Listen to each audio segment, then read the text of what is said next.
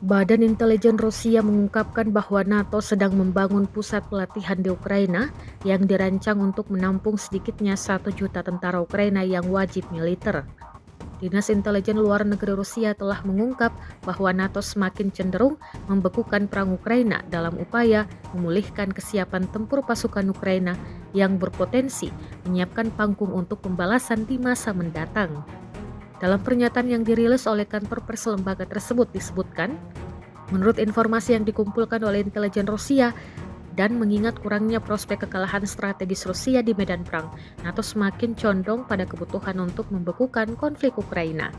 Badan intelijen tersebut lebih lanjut mengungkapkan bahwa NATO sedang membangun pusat pelatihan di Ukraina yang dirancang untuk menampung sedikitnya 1 juta tentara Ukraina yang wajib militer. Selain itu, laporan tersebut juga menyatakan bahwa Barat berencana untuk mengerahkan sekitar 100.000 personel dalam misi menjaga perdamaian di Ukraina yang bertujuan memulihkan kemampuan militer negara tersebut.